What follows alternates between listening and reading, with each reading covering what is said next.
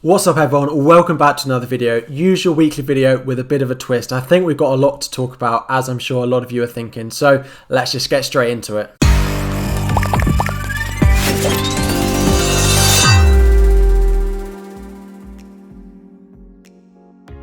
So just before we dive into it, I am going to do a bit of a discussion about the European Super League and my thoughts on it and what it will do for FPL. If you're not interested in hearing my thoughts on that, you can skip forward in the video about 2 or 3 minutes to get into the real FPL stuff. So let's get going.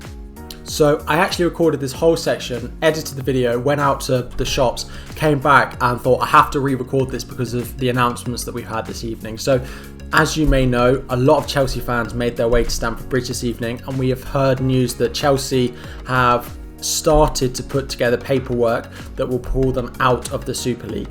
There's also rumours that Manchester City and then Atletico Madrid in Spain are going to do the same.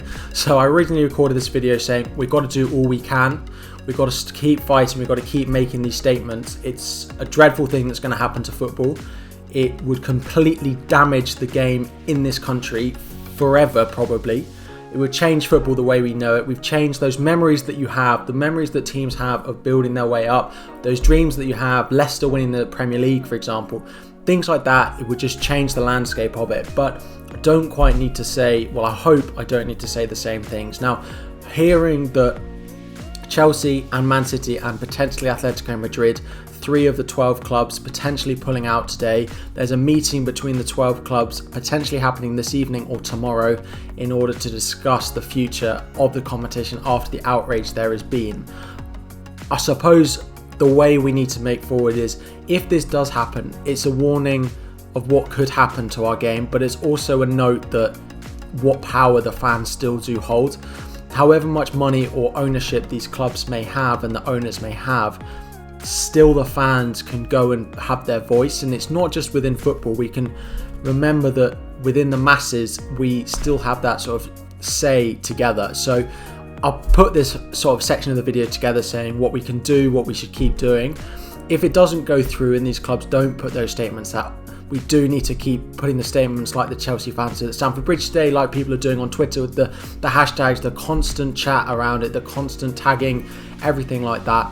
But let's hope from time of recording at sort of 7:30 this evening that the news only gets better and that these sort of 6 clubs, we've already heard from at least one of them. We heard from Petr Cech outside the stadium this evening that they are just wait, give us time.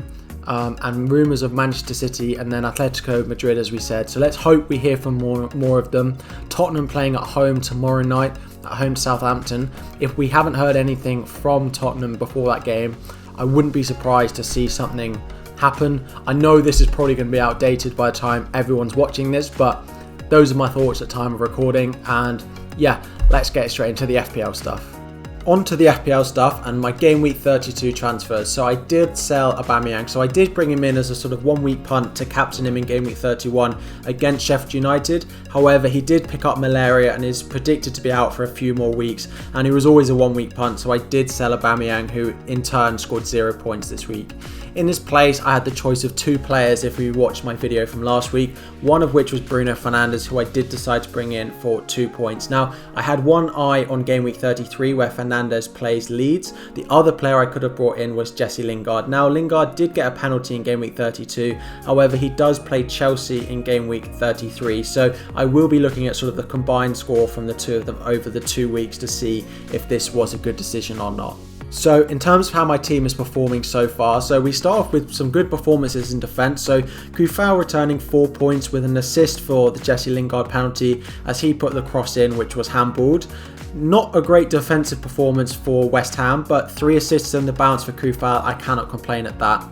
Alongside him, we have Saiss of Wolves, who returned 8 points with a clean sheet and 2 bonus points. He could have had a goal and that would have got him 3 bonus points and 15 points, but I can't complain. That's 2 clean sheets in a row for Saiss and my Wolves guys in here as well. So pleased enough with these 2 in defence. Now, into the midfield, the players that I've had play, it is very disappointing. So Jota had 3. He could have very easily had something last night in that Leeds versus Liverpool game, but only a sort of 3 with a clean sheet point as he was subbed off before Leeds scored. Fernandes with 2, again, there was potential for him to get returns. He did sort of get a dummy assist for one of the Greenwood goals, but no touch on the ball meant no assist. And finally Salah, who did get rested and come on as a sub in the Leeds versus Liverpool game. It may mean that he's fully rested going into game week 33 and the rest of the run-in, so we probably won't have to worry about rotation for the rest of the season for him, but at the moment it was just 1 point for Salah in game week 32. Elsewhere, we do have my Tottenham players. So first of all, Son, who did pick up 2 as my vice captain. Not great, but he is quite highly owned and he still has a second fixture. So let's hope he can get some returns against Southampton. And then sort of the other side of the coin was my captain or triple captain Harry Kane, who scored twice, getting 36 points. However, did hobble off at the later stages of that game, and it looked very unlikely for him to play in that Southampton match tomorrow evening. So very happy that he got 12, much better than my 1 point for Mane last season, but unfortunately it looks like it will be 36 and bust, and he will not be playing again this game week. It does sound like he'll be back in time for his next fixture in game week 34, as it is touch and go for the cup final at the weekend. So if you have him, I do plan on holding him, and that's the way that I will go. In terms of players that I've still got left to play, so we do have Son and Kane if he does play. I then also have triple Leicester, who will play on Thursday night at home to West Brom. Now, West Brom have been really good recently, but let's hope that this triple up, as a bit of a differential, particularly with Vardy and Schmeichel, can get me some returns. And the final player is defender in Rudiger. Now, Rudiger plays this evening against Brighton at home, so you may well know how Rudiger got on for me, but those are the sort of players that I still have left to play in game week 32. On my bench, I did leave Forster, Smith Rowe, Phillips and Konza. Again, this was a very easy decision apart from potentially Smith Rowe, although he did blank in game week 32 against Fulham at home in that 1-1 draw, and Phillips was out injured, so he wouldn't have played anyway for me. Overall, this has given me a point score so far of 56 points, a very good score, particularly driven by my 36 points from Harry Kane triple captain. It's moved my overall score up to 2,080 and given me a really good game week rank of 100,000. This is, I think, the second best game week rank I've had of the season, so very happy with how it's gone so far, of course, particularly driven by Kane. Given this really high rank, it has given me a green arrow. It's moved me up from 23k to 17k, which is about 12 points, which has been completely driven by Kane scoring 12 on top of that captaincy. So let's hope that the players that I've got left, with their potentially good fixtures that they've got, can continue to hold that green arrow or make it even better than it is already. Now moving on to my potential transfers for game week 33 and throughout the rest of the season. The first one we have is Son. Now, Son has been okay. He's got a couple of returns, including in game week 31, but he hasn't been nearly as good as he was in the first half of the season. Their run-in of fixtures is quite good, but he does blank in game week 33, and when we look into my potential returns, it may become slightly clearer about why I'm potentially selling Son. Next up we have Jota. Now again, Jota's running is really nice. I do like what he can offer, but with Mane, Firmino, Salah all looking for positions, I do think there's a bit of a rotation risk for Jota. He does play Man United in a couple of game weeks, and he could be an easy route for me to get Jesse Lingard into my team. And the final player is Nat Phillips. Now if he's injured, he will have to leave my team. Trent Alexander-Arnold was a player I really nearly went with on my wildcard and I didn't, but I'm definitely considering getting him in, considering how many points he's scored since not owning him in the past few weeks. So Phillips could be a potential way that I get Trent into my team. The first one we have, of course, is Jesse Lingard. He's in such good form. Now, he does play Chelsea in game week 33, so I may not want him exactly this game week, but his run of fixtures after that are really good. He seems to be the main man for West Ham at the moment, always involved in their goals, so I don't think I can go without Lingard for very much longer. And the other one, as I spoke about, is Trent. He seems to be getting back to his old self. He's always getting those bonus points. He's got assists in the past 2 weeks as well. He is quite expensive, but definitely a player that I'm willing to downgrade someone in my midfield potentially in order to afford to get Trent in. So just to summarise those, Son or Jota will likely make way for Jesse Lingard in the coming weeks, and that will allow me potentially to do Phillips up to Trent as my other transfer. So with those potential transfers in mind, let's have a look at how my team could line up for game week 33. Firstly, my potential transfers. So I currently think that I don't actually want to make a transfer. I don't want to have to take a -4 in order to do Phillips to Trent, but Lingard this week does have Chelsea, and I do have Smith Rowe on my bench, so I don't particularly think I need to get Jesse Lingard in this week, although he has been hurting my rank a lot recently, so there is potential for him to come in, but at the moment I plan on rolling my transfer. That means that for blank game week 33, of course, I will start as always with Schmeichel in goal. Crystal Palace at home is potentially a really good fixture for Leicester. Now, they haven't shown that good defensive form in recent weeks, but if ever there's a fixture for a clean sheet, I think Crystal Palace at home is definitely a good chance of that. Into defence, we have 3 potentially good fixtures, particularly Konsa, who has West Brom at home, Saiss has Burnley at home, and Rudiger with West Ham away.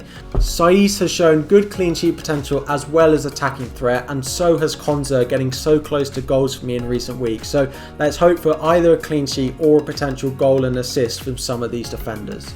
The final defender we have is Nat Phillips, who is included in part of my Liverpool trio playing at home to Newcastle. Now, Phillips did potentially have a hamstring strain which kept him out of game week 32, so if he doesn't play, he'll have to be auto-subbed out for Kufal, who is sitting on my bench, but if he's fit, of course, at home to Newcastle, I will be including him in my lineup. Jota and Salah come in. Now, Salah got a rest in game week 32, so I do expect him to start this game week.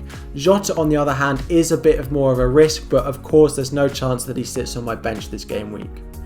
Elsewhere in my midfield, we have Fernandes, who I did bring in looking at game week 32 and 33 combined. So Leeds away. Now, Leeds have been much better in recent weeks, particularly from a defensive point of view and controlling games, as we saw against Liverpool. However, Fernandes is always involved for Manchester United, so let's hope that he gets some attacking returns. And my 4.2 midfielder in Smith Rowe does come into my team this game week. He has Everton at home. Everton have been conceding chances, although that's been particularly at home, less so on the road. But Smith Rowe seems to be very involved in that Arsenal attack. If he gets another start in that Arsenal team, I expect him to be involved, and I think there's some good chance for some attacking returns from him. In terms of the forward line, it is the dynamic duo that I have of Vardy and Iheanacho. Now, Crystal Palace at home, this is a great fixture for them. Palace in recent weeks haven't looked very good, both defensively and going forward. So Vardy and Iheanacho, I really hope can get something for me in this sort of blank game where other people have Manchester City or Spurs assets, where I have Vardy and Iheanacho, hopefully being a good duo differential for me. This does mean in this blank game week that I have Forster, Son and Kane on my bench. Now, all 3 of these don't have a fixture. The only sort of defensive difficulty that I have is Kufal on my bench. He has Chelsea at home, and I have decided to put him on my bench over the 4 defenders or other players that I have in my team at the moment. He has picked up some potential assists in recent weeks. However, given the form that Chelsea have shown defensively, I have decided to bench Kufal.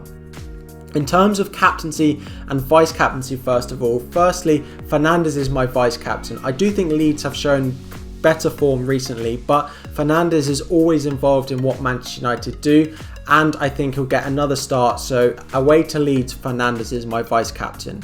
However, my captain at the moment, there's no decision for me to make. It is a rested Mo Salah at home to Newcastle. He got that rest, so I'm pretty sure there's no chance of him being rotated in game week 33. He's playing a Newcastle team who have conceded chances in recent weeks and look much safer from relegation as they did previously. And Salah is much better at home, we think, this season compared to away. So that seems like a perfect fixture for him to potentially get some returns. So that is how my team are currently lining up for game week 33. If you have any questions about your team, your transfers, your chip strategy, or about the ESL competition that's being proposed, do drop them in the comments down below and I'll make sure to answer them ahead of the game week 33 deadline or out the rest of the season. But that's all we've got time for in this video. If you have enjoyed, make sure to hit that like button and subscribe to the channel. Just 7 game weeks of the season left. We're really trying to push that growth into the final weeks. So I hope you have enjoyed, and I will see you all next time.